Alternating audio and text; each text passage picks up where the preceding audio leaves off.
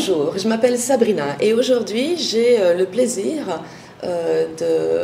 d'avoir chez nous deux amis très chers, Alexandra et Brigitte, qui sont venues pour nous parler de leur Medjugorje. En fait, ce sont des paroissiennes de Medjugorje, mais elles ne sont ni nées à Medjugorje, ni elles n'habitent à Medjugorje, mais ce sont des paroissiennes de cœur. Alexandra et Brigitte, vous êtes venues à Medjugorje en cette semaine si chaude en température, mais si extraordinaire dans le cœur, pour le 40e anniversaire des apparitions. Merci beaucoup d'avoir pris sur votre temps chargé pour venir nous partager pourquoi Medjugorje est important dans vos vies depuis si longtemps et pourquoi vous êtes des Medjugorjiennes très motivées. Alors, laquelle commence? Allez toi, Brigitte, par hasard. Eh bien, bonjour Sabrina, et merci de nous inviter.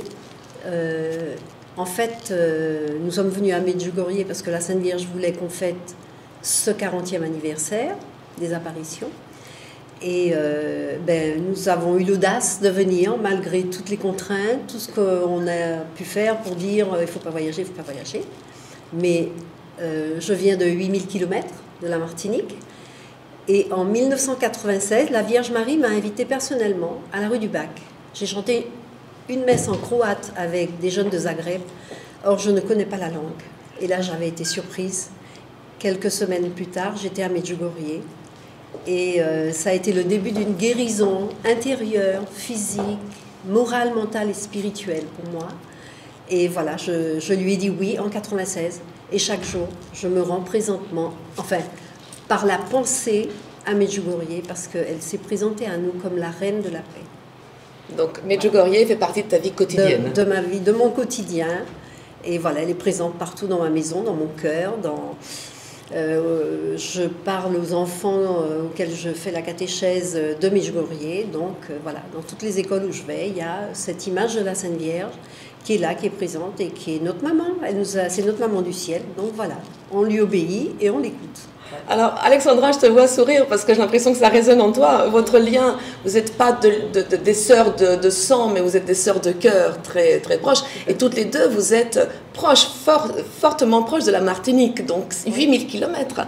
Donc, Alexandra, raconte-nous comme ça ton circuit. Je peux te dire que la première fois que j'ai entendu parler de Medjugorje, et c'est pour ça que j'ai un peu les larmes aux yeux, c'est que j'étais au couvent et à l'école. Et en 1981 ou 82, les sœurs nous en avaient déjà parlé. Et je me revois avec... Quand elle en a parlé, je me suis dit, oh, qu'est-ce que c'est extraordinaire, un jour peut-être. Et puis le temps a passé, voilà, j'ai grandi, j'ai été à l'école. Et puis un jour, j'allais à la messe, mais je ne comprenais pas beaucoup. Hein. Et un jour, j'ai rencontré Brigitte et son amie, et ma vie a changé complètement. Et je me rappelle, on allait à un groupe de prière et ils parlaient de Medjugorje. Et je n'avais pas fait le lien. Et je dis, ah super. Et ils partaient tout le temps à Medjugorje. Je sais pas, toutes les semaines, il y en a qui partaient de la Martinique. Je dis, mais c'est pas possible, c'est loin. Et j'écrivais ma petite lettre. Parce qu'on me disait, il faut écrire. Et j'écrivais. Et un jour, j'ai dit à Marie, je sais pas, tu les invites, tu as dit que tu invites, mais tu m'as pas encore invité. J'aurais bien aimé que tu m'invites. Et un mois après, j'étais à Medjugorje. Et c'était incroyable parce que si on me l'avait dit, j'aurais jamais pensé. Et voilà, et l'histoire a commencé, ça fait presque 15 ans. Et je suis venue 6 fois et pendant longtemps, on était là toutes les deux pour les 30 ans. Brigitte m'avait invitée et je me suis dit... Elle m'a dit, j'ai pas de sous, j'ai dit, je t'offre le voyage, comme ça pour les 30 ans, on va fêter avec la Sainte Vierge. Et pour les 40 ans, je me suis dit, mais c'est pas possible. Et tout le monde me disait, mais oui, on viendra pas, de toute façon, il n'y aura pas de pèlerinage avec moi. Et je dis, mais si, on sera là-bas, elle nous invite. Et on est venu. Alors, j'ai trouvé extraordinaire parce que nous nous étions déjà rencontrés il y a de longues années. On ne va pas dire combien d'années parce que ça ne nous rajeunit pas.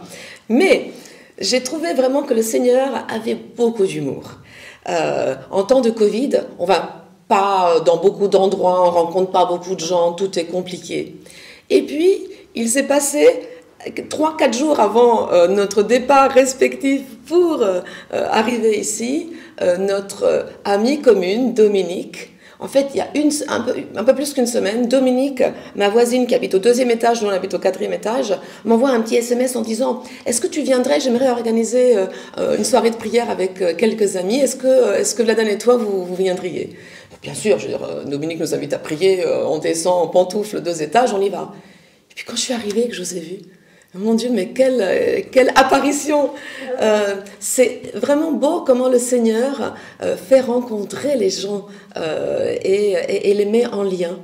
Donc, vous êtes venus, mais pas seul, vous êtes venus avec un petit groupe. Donc, Alexandra, est-ce que c'est toi ou Brigitte qui a eu l'idée d'organiser le groupe? Comment ça s'est passé? C'est moi.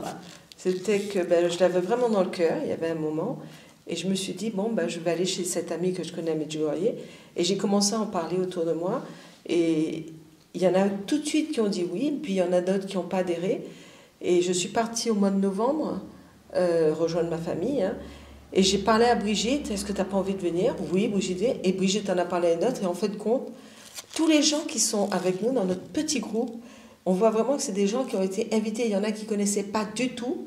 Et il y a une dame vraiment qui avait envie de venir à Medjugorje, mais comme elle me dit, ça ne s'est jamais présenté.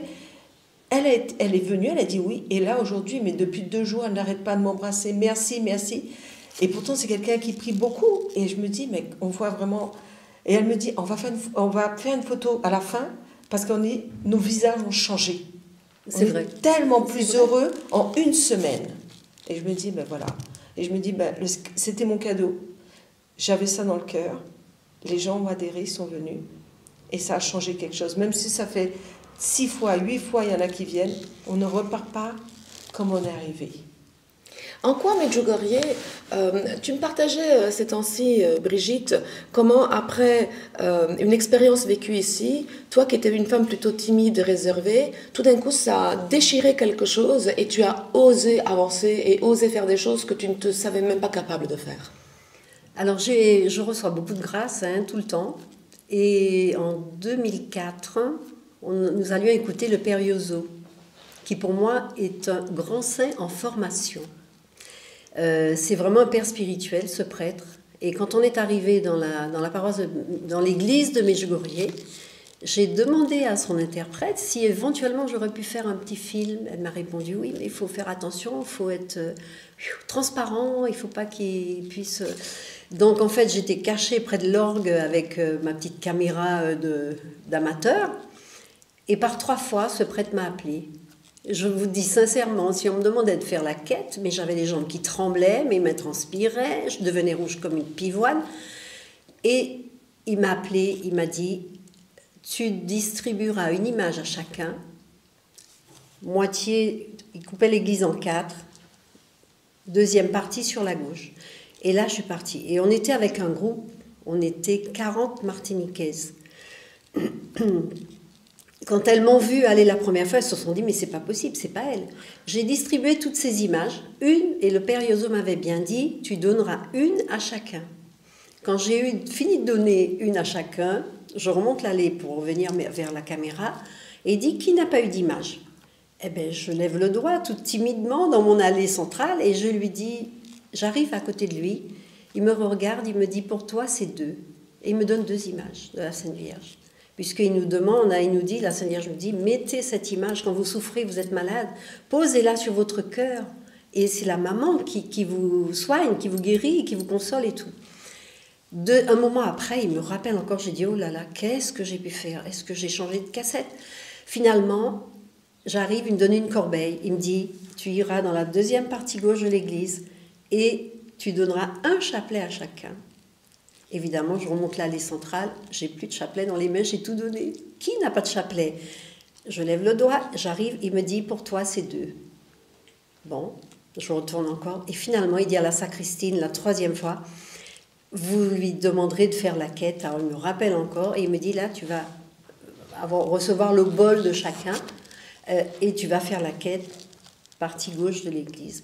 Et là, je peux vous dire que je sentais plus le sol sous mes pieds. Et plus jamais, je n'ai eu cette espèce de timidité maladive que j'avais, où vraiment, limite, j'avais peur de mon ombre, quoi. Voilà. Et ben maintenant, aujourd'hui, on va me dire, tu vas aller faire la première lecture, et je vais monter, etc. Et là, je crois que j'ai vraiment reçu une douche. J'ai reçu une douche de l'Esprit Saint. Et quand les gens me disent, je suis timide, ou je suis gênée, je lui dis, écoute, c'est pas grave, tu demandes à l'Esprit Saint de t'aider, et puis surtout, tu dis, Marie passe devant. Marie passe devant, Marie passe devant. Et elle fait tout avec nous. Voilà. Donc ce jour-là, c'est comme s'il y avait une espèce de audace qui est née en toi. Je peux vous dire, j'ai reçu une douche. J'ai été, je sais pas, j'ai été lavée de toute cette peur, cette crainte, cette chose qui me collait à la peau, sûrement. Voilà. Une espèce de guérison intérieure. Voilà, une guérison intérieure. Voilà, et ça n'a pas été la seule expérience, à Chirouki-Briec aussi. Mais... Et, Alexandra, toi, quelque chose, parce que Brigitte, ça l'avait vraiment marqué, cette timidité, et après, elle ose aller vers les autres, faire des choses, s'engager. Comment ça s'est traduit chez toi? Medjugorje, je vais vous dire, est devenu important parce que quand je suis venue, j'étais, je peux dire, une jeune un peu rebelle. Tout ce qu'on fait, tout ce que les jeunes font pas de bien, je l'ai fait. Et donc, je suis arrivée là et je me rappelle, on nous parlait beaucoup d'aller se confesser. Et moi, je dis, oh là là, me confesser, c'est dur, j'aime pas. Et le prêtre nous dit, vous savez, il y a une petite statue, allez lui demander. Je dis, une petite statue, prier, c'est Saint Léopold Mandic. Voilà. Je dis, oh, mais je ne vais pas me mettre à côté, tout le monde va me regarder, moi j'aime bien être cool, jeune. Alors je me mets dans une position comme si voilà, et puis je prie, je dis, si tu peux m'aider juste un petit peu pour la confession, au moins que je ne reparte pas avec tout ce que ça... Et puis il n'y a rien. Je dis, oh là là, enfin, moi je me suis fait avoir, je suis restée 1 heure, ça a pas servi. Donc je rentre dans l'église pour le chapelet, et je prie le chapelet, je m'endors. Ouais, je n'ai pas une bonne... voilà, je m'endors. Et là, au moment de l'apparition, mais je n'ai pas fait le lien tout de suite, hein, c'est après qu'on m'a dit, au moment où la Sainte Vierge est arrivée, je me suis réveillée, et là, sur mon cœur, dans une douceur, mais quelque chose, j'avais comme une lettre de tout ce que je devais dire au prêtre. Ah, je me suis dit, oh, mais c'est super. Bon, je continue le chapelet, je continue la messe, on continue tout le programme du soir, et je sors et je dis à ma copine... Oh ben c'est dingue quand même, au moment où la Sainte Vierge vient, ils se sont même pas arrêtés, on n'a pas fait silence, c'était mon premier jour. Hein. Elle me dit, mais si, c'était à cette heure-là. Et là, je me rappelle, c'était à l'heure où tous mes péchés, je les ai lus. Et je me suis dit, bah, tu vois, tu l'as même pas fait, c'était même pas conscient, tu dormais, tu t'es réveillée. Et je me suis dit, bah, Marie, tu m'as vraiment fait le plus beau cadeau. Parce que c'était la chose la plus importante, savoir tout ce que je devais dire pour comme me laver, pour repartir. Et à partir de ce jour-là, il y avait eu avant et après. J'étais neuve. Et donc, la vraie confession, tu as pu la faire dans la semaine qui a suivi? Le lendemain. Le lendemain. Ah bah oui, j'allais pas attendre. Non. Quelle est la place de la confession aujourd'hui dans ta vie? Est-ce que c'est quelque chose que tu fais régulièrement? Est-ce que ça reste plus difficile quand tu n'es pas à Medjugorje? Quelle est ton expérience? Alors, je peux dire qu'à Medjugorje, c'est facile, parce qu'on a beaucoup de prêtres à disposition. Ils sont là. Moi, je trouve que ce qui est difficile, c'est que des fois, dans nos paroisses, malheureusement, les prêtres ne sont pas à disposition. J'en ai parlé avec quelqu'un qui me dit, mais oui, c'est samedi de 9h à 11h. Je dis, oui, mais je travaille. Et en fait, dans la vie quotidienne, c'est dur. Et en même temps, donc du coup, au fond de moi, je savais ce qui serait bien, c'est de se confesser 1 fois par mois. C'est ce qu'elle demande en plus. Et je me dis, si elle le demande, c'est que c'est important. Et je me disais, mais voilà, donc, et puis on laisse passer 1 mois, 2 mois, 3 mois, et puis ça passe, et puis on laisse tomber. Et là, vraiment, avant de venir à Medjugorje, je priais beaucoup, et je disais, mais je voudrais reprendre les 5 pierres, les 5 points de Marie, et c'est important pour moi. Et j'ai rencontré un endroit où je vais dans une communauté proche de Paris, 1 fois par mois. Il y a un temps de louange, il y a enseignement. Et là, il y a des prêtres à disposition pour confesser. Et ils sont tellement bons et doux que maintenant, ils rigolent parce qu'ils voient vraiment que j'y vais. Mais je lâche pas, je laisse pas ma place. Et depuis, je me confesse tous les mois. Voilà. C'était cadeau. Donc, c'était difficile, mais le Seigneur a permis que les choses puissent se faire de manière naturelle et facile. Voilà, mais si on le désire, je pense aussi qu'il faut le désirer. Parce que si on ne le désire pas, le temps passe et puis les mois ont passé. Et je pense que si on désire et qu'on demande, la Sainte Vierge met tout en place pour qu'on y arrive. Elle nous facilite la tâche. Quelle est pour vous, la Vierge donne beaucoup de messages. Quelle est pour vous la place des messages? Et est-ce qu'il y a un ou plusieurs messages qui vous parlent plus? Brigitte, par exemple. Pour toi, quel serait un message qui, pour toi, vraiment te parle? Alors, je crois qu'ils me parlent tous. Parce qu'en fait, quand je les reçois, j'essaie de les lire chaque jour. Je les mets dans mon petit Magnificat, voilà. Et j'essaie de les lire chaque jour. Et alors, il y a une chose qui me surprend toujours, c'est qu'à chaque fois que je lis un des messages, la Sainte Vierge me dévoile quelque chose que je n'avais pas vu la veille. Voilà. Donc, en fait, il y a un véritable cœur à cœur avec la Mère de Dieu qui est notre mère. Voilà. Et quand je vois qu'elle vient depuis 40 ans et que je me dis, mais pourquoi les gens sont-ils sourds? Pourquoi ils sont aveugles? Pourquoi est-ce qu'ils n'entendent pas? Pourquoi est-ce qu'ils ne comprennent pas? Qu'elle ne nous dit rien d'extraordinaire. Elle nous dit simplement, aimez. Aimez-vous, d'abord, réconciliez-vous avec vous-même. Aimez votre prochain, ce qui est très difficile, surtout dans les temps que nous vivons maintenant. Et puis, aimez le bon Dieu. Voilà. Elle vient nous dire, mes enfants, je vous cache sous mon manteau maternel, virginal et royal. Nous pouvons tous retrouver la virginité du cœur. Et donc, elle nous parle, c'est un cœur à cœur. Elle nous dit, voilà, je viens sur la terre. Avec Jésus, quelquefois, elle le montre. Hein. Elle montre soit Jésus petit enfant, à l'époque de Noël, ou elle nous montre Jésus plus grand, ou enfin, ceux qui ont été choisis pour nous transmettre ces messages, mais ont une mission mais très très importante. Donc toi, tu es réellement à l'école de la Vierge Marie à travers ces messages. Voilà, à travers ces messages. Et alors, je suis surprise de voir que quand on regarde cette nature, pour moi, ici, je suis en Terre Sainte. Le Seigneur m'a fait le cadeau de pouvoir aller plusieurs années de suite en pèlerinage sur les pas de Jésus en Terre Sainte. Même les odeurs qu'il y a ici, eh ben, je prends l'odeur de la Terre Sainte, vous voyez. Donc vraiment, on est dans un lieu vraiment de paix et personne ne revient d'ici inchangé. Et en fait, quand je vais retourner chez moi, il y aura toujours le combat, il y aura le combat spirituel, etc. On va me traiter de grenouille de bénitier ou quoi, etc. Mais, si vous voulez, je fais le plein, un peu comme un hamster, et la Sainte Vierge distille avec Jésus ce que j'ai reçu pendant 6 jours. Intense, hein, parce que c'est court, mais intense. Voilà. Donc après, eh bien, il faut accueillir toute cette distillation pour pouvoir avoir le bon vin à la fin. Voilà. Et puis, la grâce de la confession, mais c'est quelque chose d'incroyable. Quand on reçoit la douche, parce que je crois qu'on ne réalise pas combien le prêtre qui a son étole, il est in persona Christi. C'est Jésus qui nous donne le sacrement de réconciliation. Et c'est un des points très très forts des 5 cailloux. Et puis l'Eucharistie. Et alors j'ai un papa qui m'accompagne toujours quand je viens à Medjugorje. C'est Saint Jean-Paul II.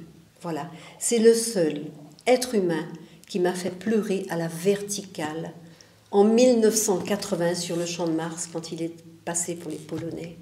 Et je remercie le Seigneur parce que le bon Dieu a mis Jean-Paul II sur mon chemin. Et je crois que ça a été le début de ma conversion qui va peut-être se terminer pour mon dernier soupir. Alexandra, quand on écoute Brigitte, on ne peut que être ému. Je ne peux pas croire qu'un jour elle a été timide, cette femme-là. C'est justement. Quand on écoute Brigitte, c'est très émouvant. Quelle est ta relation avec les messages? Est-ce qu'il y a, comme pour Brigitte, tous les messages te parlent, ou est-ce qu'il y en a quelques-uns qui, comme ça, sont plus importants? Ou alors sont plus importants à ce moment-là de ta vie? Alors, la première fois que je suis venue, j'ai écouté tous les messages et le 25, j'étais accrochée. Et puis, je peux dire que bon, j'ai quand même eu un parcours un peu... Voilà, parce que j'étais en communauté, j'ai quitté la communauté. Et après, il a fallu retrouver un travail et retrouver une vie active comme tout le monde connaît. On travaille. Et donc, je peux me dire que la chose la plus importante, c'était d'aller à la messe. Parce qu'elle avait dit la messe et le chapelet et tout ça. Et je me disais, j'arrive pas à faire ça. Et je me tenais à ça. Et depuis 1 an et demi, que j'ai dans le cœur de venir à Medjugorje pour les 40 ans, je vois que tout redevient plat. Je sais pas, comme si en lui disant, ben, je viens. Elle a fait en sorte de me faire trouver ce groupe où je peux me confesser facilement. Les messages je les lis. Dès qu'ils arrivent, je les lis, je les médite et je les envoie à tous mes groupes de prière et ils me disent « Mais c'est quoi ce truc? Pourquoi tu nous envoies ça maintenant ?» Et je dis « Mais j'ai ça dans le cœur. Il faut écouter, il faut écouter, il faut écouter. » Et donc depuis 1 an, je les lis, je les médite, je les imprime. J'ai mis une photo de la Gospa de Medjugorje dans mon bureau. Et les gens, ils doivent se dire, mon Dieu, mais où je débarque quand ils viennent chez moi, dans mon travail. Et je me dis, ben oui, mais j'ai besoin de communiquer. J'ai besoin. Et je laisse traîner plein de choses. Et je peux vous donner une anecdote. Je travaille avec... voilà, j'avais un permis de conduire. Et j'avais laissé un message. Et ben l'inspecteur qui me dit, mais c'est quoi ce truc? Et je lui dis, ben voilà, regardez, il y a Jésus, Marie, tout ça. Et je me suis dit, mais c'est comme ça aussi qu'on peut parler simplement. Parce que le but aussi, je pense que Marie nous demande de vivre les messages. Et donc les 5 points qui sont très importants. Et je pense que si on se raccroche aux 5 points de Medjugorje et qu'on en lâche peut-être un, elle reviendra nous aider. Mais il faut aussi communiquer aux autres. Il ne faut pas rester que pour nous. Et le message, ce n'est pas que pour nous. On a été gâtés. On est gâtés. Mais il faut maintenant en parler. Et moi, je suis juste moniteur auto-école, je vous le dis. Mais qu'est-ce que mes élèves n'entendent pas? Et le chapelet dans la voiture, et les chants. Et je parle tout le temps. Ils me disent, mais je dis, mais oui. Je peux vous donner quelque chose qui m'est arrivé. C'était quelque chose de formidable. Un soir, je dois rentrer. Il était 19h. J'étais épuisée avec une élève dans la voiture. Il faisait nuit. Je me disais, Seigneur, allez, il faut que tu m'aides jusqu'au bout. Et là, j'étais avec une élève musulmane dans la voiture. Et là, je rencontre un prêtre sur la route que je connais. Et je le fais embarquer dans ma voiture. Et il me dit, je vais de l'autre côté de Paris. Je dis, ah, j'avais rendez-vous, moi, dans mon quartier. Et je dis à l'élève, écoute, ça te dérange qu'on l'emmène? Elle me dit non. Et on a parlé, l'élève, le prêtre, moi, tout ça. Donc elle était en train de conduire, toi tu étais en train de lui enseigner comment bien conduire, et en même temps tu lui faisais la catéchèse. Ça c'est une auto-école d'un nouveau genre aujourd'hui. Et donc on dépose le prêtre, il nous offre des livres, il nous les dédicace à elle et à moi. Et puis on repart et elle me dit, je ne sais pas ce qui s'est passé. Vous étiez épuisée, madame, mais je voyais bien que vous étiez à bout. Et une fois qu'il est rentré, vous avez une pêche à déplacer les montagnes. Je dis, ah ben oui, mais vous savez, vous n'avez pas senti, l'Esprit Saint était là. Il y avait un amour. Elle me dit, madame, elle me dit, je ne peux pas vous dire au ciel, mais j'étais ailleurs. Elle me dit, mais qu'est-ce que c'était bon.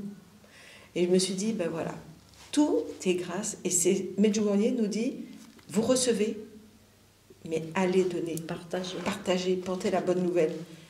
Même dans les endroits les plus inhabituels, j'en bafouille, comme dans une voiture pendant qu'on est en train d'enseigner à quelqu'un comment conduire. Oui, mais je pense que c'est ça la vie. C'est extraordinaire en fait de voir des gens qui osent. Comment est-ce que votre famille réagit à votre engagement? Est-ce qu'ils sont dedans ou alors est-ce qu'ils sont plus réservés? Comment ça se passe? Brigitte, comment ça se passe pour toi? Et puis après Alexandra, tu me diras. Alors, je vais vous raconter ce qui m'est arrivé pour Noël 2000. La Sainte Vierge m'avait invitée. C'était le 2e pèlerinage que je faisais. Et le 25 décembre, après la messe du jour, je suis sur l'esplanade. Il neige à la sortie de la messe. Je suis sur l'esplanade avec mon mari et nos 4 enfants. Arrive devant moi le père Slavko. Et là, j'ai dit, oh, mais il parle français. Et en fait, je ne savais pas qu'il avait le don des langues et qu'il pouvait parler beaucoup de langues à la fois. Alors, pourtant, il n'y avait pas d'étiquette marquée français sur mon front. Mais il est arrivé, il m'a dit, pourquoi pleures-tu, mon enfant? Je lui dis, père, j'ai l'impression que j'ai conduit toute la famille dans une galère, ils me font tous la tête. Et il n'y a que moi qui soit, mais vraiment très très heureuse d'être là, d'avoir dit oui à la maman qui nous a invités pour les fêtes de Noël. Le père Slavko m'a regardé dans les yeux. Il a regardé mon petit garçon qui avait à peu près 7 ans, le dernier. Il m'a dit, tu vois, même cet enfant, ce n'est pas toi qui l'as invité. C'est la Vierge Marie qui l'a invité, c'est la Gospa qui l'a invité. Alors maintenant, tu vas vivre ton pèlerinage et je te promets que lorsque Vishka aura prié sur vous, parce que la Vierge Marie le lui a demandé, ils auront oublié qu'ils t'en veulent d'être venus à Medjugorje. Et dans l'après-midi du 25 décembre, nous avons été dans la petite maison où Vishka recevait les pèlerins. Et j'ai été surprise parce qu'elle nous a dit, la Vierge Marie m'a demandé, elle m'a dit, vous êtes tellement nombreux pour ce Noël du passage à l'an 2000, qu'elle vous demande, elle m'a dit que j'ai 2 mains, elle vous demande de venir, les familles au complet, mais il n'y avait que moi qui étais dans la petite courette, les autres étaient dehors, derrière le mur. Et au fur et à mesure que la foule avançait, la maman m'a demandé de poser mes 2 mains sur le mari et la femme, sur les enfants par ordre d'âge. Et en fait, nous avons reçu, encore une douche de l'Esprit Saint, cette force qui nous envahit lorsque Vishka priait sur chacun de nous. Et je crois sincèrement que pour le passage à l'an 2000, nous avons reçu beaucoup de grâce. Et elle a dit, la maman nous dit que toutes les familles qui sont venues à Medjugorje pour ce passage à l'an 2000 recevront des grâces par milliers. Ben, je peux vous dire, si j'inspire et si je souffle, je dis merci Jésus, je suis vivante. Voilà. Parce que c'est vrai que quand on vient ici, peut-être que si je n'avais pas été très très malade, peut-être que je serais passée à côté de Medjugorje, peut-être que je vivrais dans le monde avec l'esprit du monde, mais depuis 1996, lors de mon premier pèlerinage, j'ai été aspirée sur le Križevac alors que je sortais de l'hôpital Cochin, que je n'arrivais pas à respirer et que le médecin me disait « Mais madame, vous êtes malade d'aller dans un endroit où il va faire très chaud et tout, mais vous pouvez avoir un malaise cardiaque. » Eh bien, quand le père Slavko est arrivé à ma hauteur sur le chemin de croix, parce qu'il est parti avec la paroisse d'en bas, mais nous on était partis bien avant, on avait un prêtre du Caire qui faisait 48, qui avait 85 ans avec nous. Et quand il est arrivé à notre hauteur, j'ai perdu mon groupe. Je me suis retrouvée la première avec le père Slavko sur le Križevac. Voilà. Donc, si vous voulez, moi, je fais le plein. Je suis vraiment le hamster du bon Dieu. Mais votre famille? Et ma famille, ils cheminent petit à petit. J'ai une fille qui va à la messe le dimanche, en semaine et tout. Peut-être que mes garçons... ils ont dit, ben, nous on est grands, on fait un peu ce qu'on veut, mais quand ils ont une difficulté, c'est quand même curieux. Maman, est-ce que tu pourrais prier pour moi pour telle circonstance? Est-ce que tu sais que le bon Dieu il te dit toujours oui, donc est-ce que tu peux demander? Je dis, ben, aidez-vous, le ciel vous aidera, mais je prie quand même pour eux. Alexandra, comment est-ce que ta famille à toi réagit quand ils te voient tellement engagée, tellement paroissienne de Medjugorje par le cœur? Alors, bon, mes parents sont séparés, hein. Donc en Martinique, tout le monde est content. Dans ma famille, là-bas, en Martinique compris. Maman, bon, va à la messe de temps en temps, mais mon papa, en Martinique, va à la messe tous les dimanches, même la semaine, et donc il est ravi. Il aurait aimé venir, mais c'est vrai qu'avec tout ce qui se passe à l'heure actuelle, lui, il avait un peu peur de voyager. Voilà, donc mes nièces là-bas, je les ai même appelées d'ici en Martinique. J'aurais dit, mais regardez, la croix, le Križevac, ils étaient ravis. Parce qu'en Martinique, c'est vrai qu'on a cette facilité de prière et tout. Par contre, à Paris, dans ma famille, je me sens très seule, malheureusement, parce que mon papa, il prie pas du tout. Et des fois, c'est même un conflit. Comme je vais à la messe tous les matins, il me dit, oh là là, tu te rends compte, tu as perdu une demi-heure de ton temps dans la journée.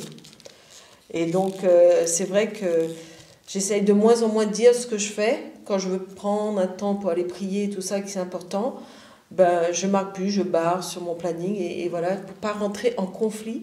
Parce que sinon, c'est toujours... quand je prenais une journée, et moi, ça me faisait plaisir de dire, par exemple, je fais une retraite d'une journée et tout, en me disant, voilà. Et non, c'est un combat. Le combat spirituel. Alors, je me dis, faut plus rien dire. J'ai une amie qui m'a dit, écoute, tu ne dis plus rien. Et tu vis ta vie. Et depuis, ça va beaucoup mieux. Mais en même temps, je pense mon père me respecte, parce que je peux vous donner une anecdote. Quand j'étais jeune, j'allais le voir à la campagne. Et donc, le dimanche arrivait, je dis, tu peux me déposer à l'église? Et à chaque fois, c'était un problème. Et si, tu nous embêtes, et ça, et ça. Et donc, j'ai cessé d'y aller. J'étais jeune, j'avais pas de permis.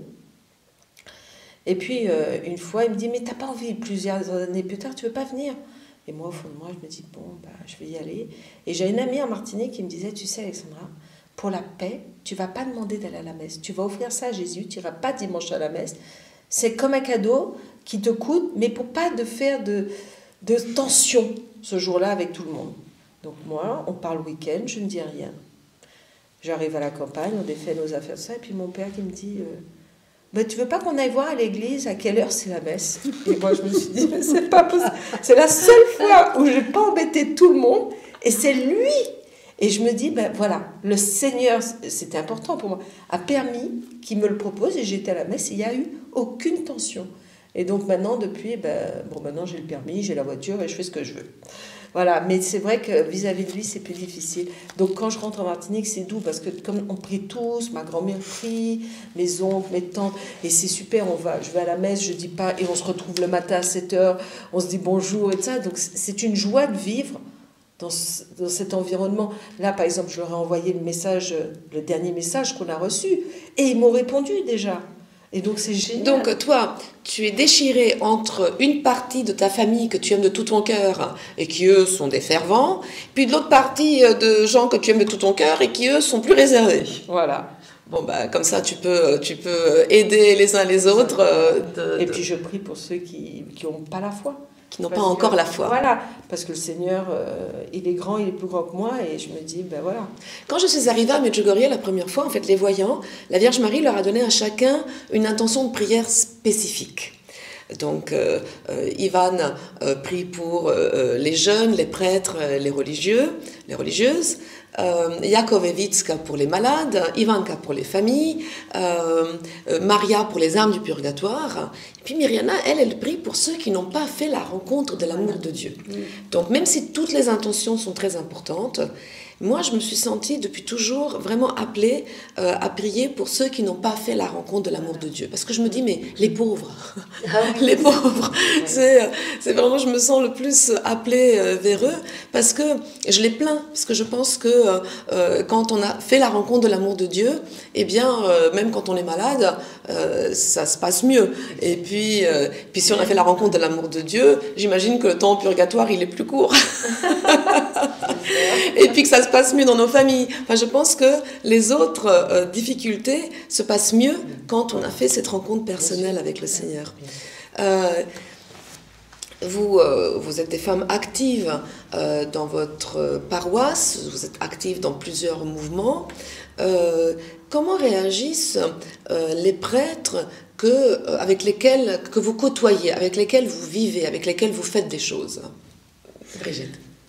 Alors, à la Martinique, j'ai beaucoup de chance parce que nous avons pas mal de prêtres polonais qui sont des fils spirituels de Jean-Paul II. Et d'ailleurs, il y en a un qui a marié mon fils aîné et ma belle-fille. Je suis engagée, ma paroisse du François, c'est un prêtre polonais aussi. Voilà, donc je suis engagée pour faire la catéchèse, voilà, la préparation au sacrement, en particulier pour la première communion cette année-ci et tout. Et donc, ils sont à fond Medj. Voilà. Ce sont des prêtres qui sont vraiment... Donc, pour toi, c'est facile? Pour moi, c'est facile. Et puis j'aime beaucoup notre évêque aussi. Donc, ton évêque qui est Monseigneur? Notre évêque, c'est Monseigneur David Macaire. Et avant qu'il soit évêque, Alexandra et moi, on a pu vivre le Tridium Pascal avec lui à la Sainte-Baume, à Saint-Maximin la Sainte-Baume. Il faut dire aussi que c'est un dominicain de feu, votre voilà, évêque. C'est un dominicain au cœur de feu qui a été élevé par les sœurs de Notre-Dame de la Délivrande, qui est jumelé avec Douvres-la-Délivrande en Normandie. Et les religieuses de la Délivrande, petites, j'ai été pensionnaire et ce sont un petit peu mes petites mamans, même si elles ont aujourd'hui, 35 ans, eh ben pour moi ce sont des petites mamans, les sœurs de la Délivrande, parce qu'elles m'ont elles m'ont nourri du lait maternel de la Vierge Marie depuis que je suis au berceau. Voilà. Et puis, elles nous ont appris les 10 commandements.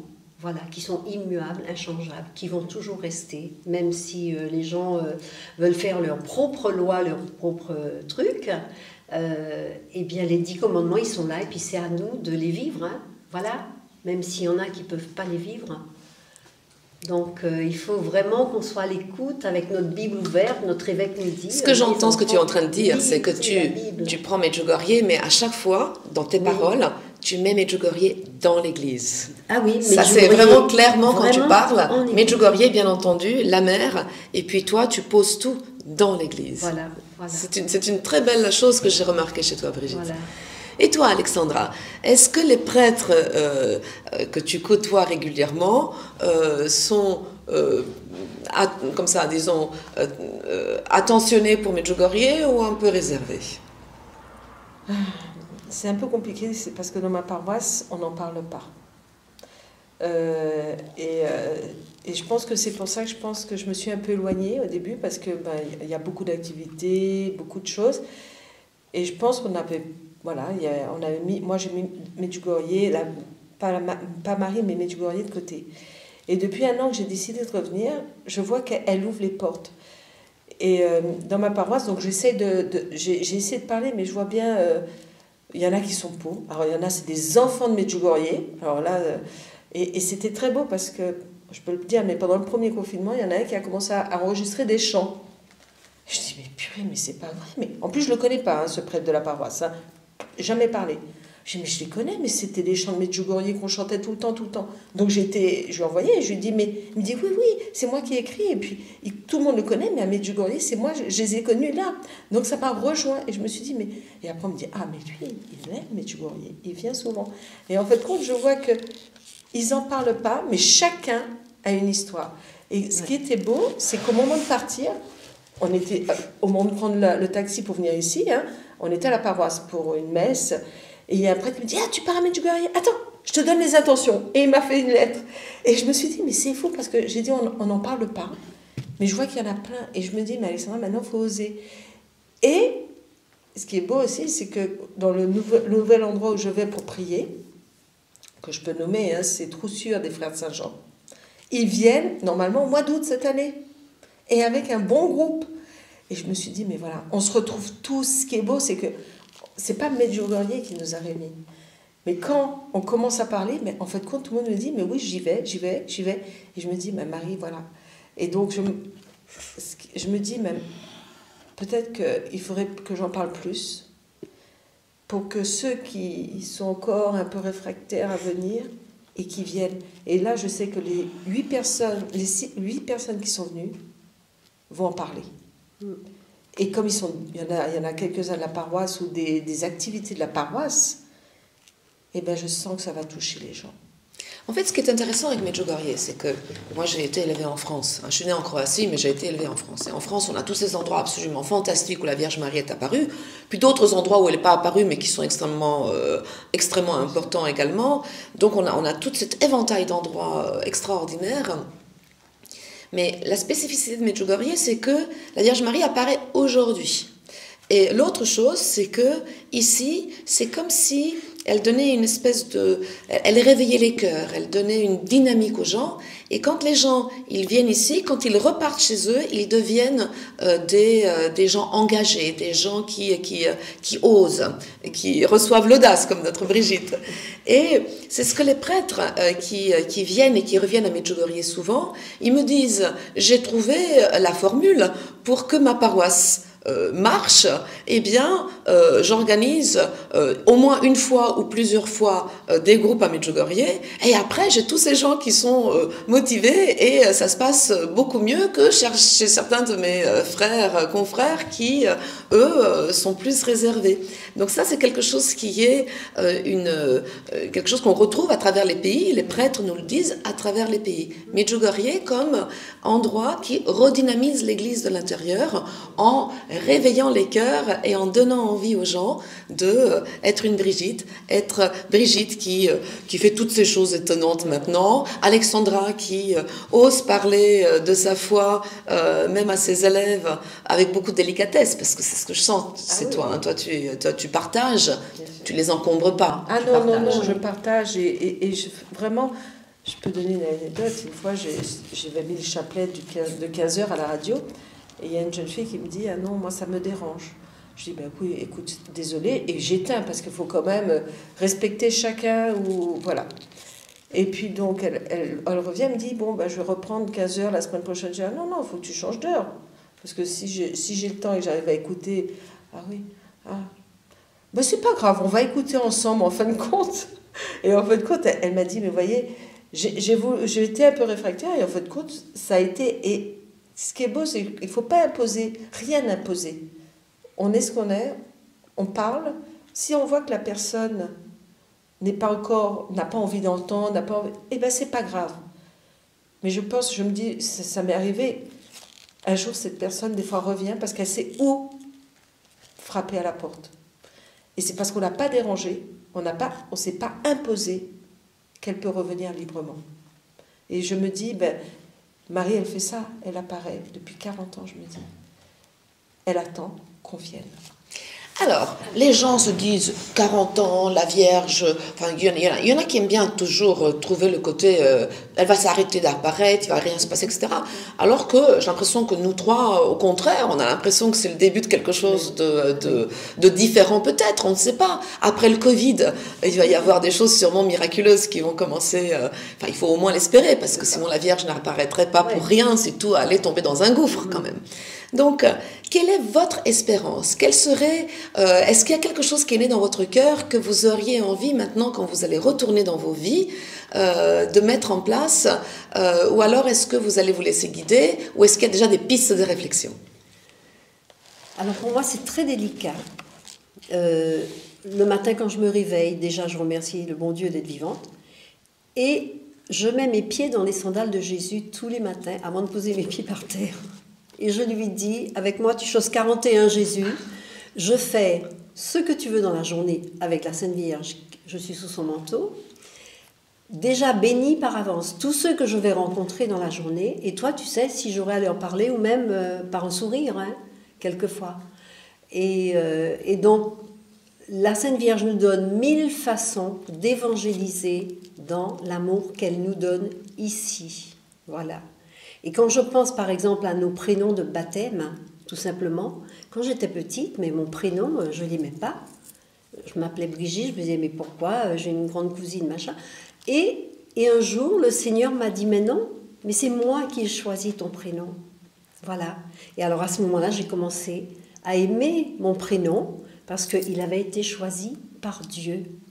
Pour quelle raison? Parce que j'étais la 4e d'une fratrie. Ma grand-mère et 2 de mes tantes qui n'étaient pas mariées avaient prié pendant toute cette grossesse de ma maman le chapelet, les 15 oraisons de Sainte Brigitte. Voilà. Et quand papa est rentré dans la chambre et que la sage-femme lui a dit, mais quel est le prénom que vous allez donner à votre enfant? Mon papa a dit, demandez à mon épouse. Non, non, c'est toi qui choisiras le prénom de cet enfant. Et il a dit, tiens, on l'appellera Brigitte. Et là, il paraît que ce jour-là, il y a eu beaucoup de cataractes d'eau qui sont sortis des yeux de ma grand-mère et de mes tantes qui avaient prié le chapelet de Sainte Brigitte de Suède pendant la grossesse de maman. Voilà. Donc en fait, on est chacun de nous un cadeau de Dieu. Et ce cadeau qu'on reçoit dans notre cœur, mais si on ne le partage pas, mais peut-être que quand on va voir Jésus face à face, il va nous dire, mais attends, je t'avais fait tant de cadeaux et tu ne les as pas partagés, tu n'as pas partagé ce que je t'avais donné afin que tu puisses partager. Voilà. Donc en fait, moi, je vis au jour le jour avec lui et je ne me prends pas la tête. Et tu es confiante que des choses belles vont se passer. Voilà. Magnifique. Je vais vous donner un exemple. Un jour, je vais dans une boulangerie, évidemment, je revenais de Metz, je crois que c'est mon 8e pèlerinage, et je vais dans une boulangerie acheter du pain pour ma famille. Il y a un jeune qui est probablement toxicomane, il est assis, mais complètement désœuvré sous les 3 petites marches de la boulangerie. Et la Sainte Vierge nous avait dit, recevez ma bénédiction spéciale et maternelle. Alors ça, quand la Sainte Vierge nous dit ça dans ses messages, mais je jubile de joie. Et donc je vois ce petit jeune qui était vraiment désœuvré et tout. Et en sortant de ma voiture, en allant vers la boulangerie, je dis dans mon cœur, petit jeune, reçois la bénédiction spéciale et maternelle de la Vierge Marie. Mais peut-être qu'elle te libère de l'alcool, de la drogue, de tous les soucis que tu peux avoir et tout. Et puis je rentre dans la boulangerie et quand je suis arrivée à côté de lui, il a fait volte-face, il s'est mis à genoux et il a regardé vers le haut. Mais je vais vous dire, il a regardé au-dessus de moi. Et cet homme, ce jeune de peut-être 35 ans, a fait un grand signe de croix comme ça. Et il s'est incliné. J'ai dit, mon Dieu, maman, Marie, merci. Merci de m'avoir inspiré, que l'Esprit Saint m'ait dit, mais tiens, il est là, à côté. Il a faim et soif de Dieu peut-être. Donc je suis allée acheter mon pain et ressortant avec un beau sandwich pour lui et un Coca-Cola. Je me suis dit, bon ben, je vais lui donner une boisson sucrée, peut-être ça va le retaper. Et quand je suis sortie, il m'a regardé, il m'a dit, je lui ai dit, ça vous ferait plaisir un petit sandwich? Madame, merci, j'ai tellement faim. Voilà. Eh bien, vous voyez, je suis certaine que ce n'est pas moi que le monsieur a vu.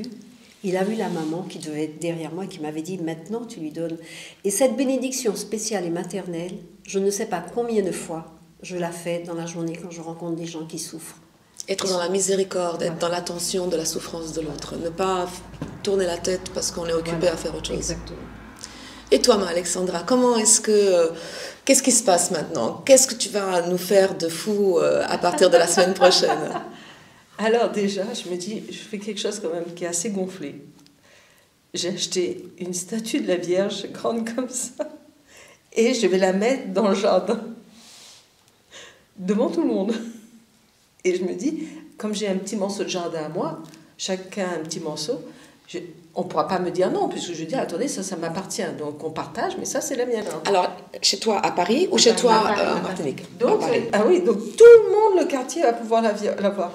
Et je me suis dit, bon, ben, ça va peut-être déranger les gens. Je dis, mais c'est pas grave, elle va illuminer le quartier déjà. Voilà. Pour moi, c'est important. Et puis, j'invite beaucoup de monde chez moi. J'aime bien recevoir. Et du coup, je me dis, ben, on va pouvoir être à côté d'elle et que ça soit une présence. J'ai envie d'évangéliser dans cette douceur, c'est-à-dire pas forcément proposer plein de choses difficiles à faire, tout ça, mais lui montrer que comme elle est là, elle fait le reste. C'est pas moi qui fais, c'est elle qui va faire. Voilà. Moi, vraiment, c'est ça que j'ai dans le cœur. Je me dis, j'ai pas envie de parler. Je vais dire ce que j'ai vécu. Je vais dire aux gens, mais ce que j'ai dans mon cœur en disant, mais vous savez, ça change une vie de suivre les 5 points. Ça fait rebondir. Mais tant qu'on l'a pas goûté, on peut pas le faire. On peut pas adhérer. Et c'est avec cette simplicité que je voudrais emmener les gens à me dire, ah, j'ai peut-être envie de venir, j'ai peut-être envie de changer. Bon, alors moi, je pense qu'on va prendre déjà rendez-vous pour le moment où le Seigneur aura besoin. Et on se retrouvera et vous nous raconterez les nouvelles merveilles qui se seront passées entre aujourd'hui, nous sommes le 27 juin 2021, et la prochaine fois où nous allons nous voir pour partager et pour rendre grâce. Alors j'ai envie de donner une conclusion que j'ai eue dans le cœur il y a 2 jours. La petite timide qui n'est plus du tout timide. Je remerciais le bon Dieu de nous avoir invités ici. Et je disais, eh bien, Seigneur, merci de nous avoir invités pour ce 40e anniversaire, en espérant qu'il y en aura beaucoup, beaucoup d'autres, parce que le Seigneur nous a invités, tous, chacun, à bronzer nos âmes au soleil de Dieu, parce que c'est Jésus qui est la lumière du monde. Il nous dit sans cesse dans nos cœurs, regarde vers la lumière, regarde vers la lumière. C'est lui qui est la lumière. Eh bien, sur cette conclusion, alléluia. Merci Brigitte. Merci Sabrina. Merci Alexandra. Et merci pour le cœur de feu que le Seigneur t'a donné. Voilà. Ensemble. Voilà. Ensemble, la Vierge Marie dit, individuellement, vous ne pouvez rien faire. Voilà. Individuellement, vous ne pouvez pas arrêter le mal qui désire gouverner le monde et le détruire, mais par la volonté de Dieu, tous ensemble avec mon Fils, vous pouvez tout faire et guérir le monde.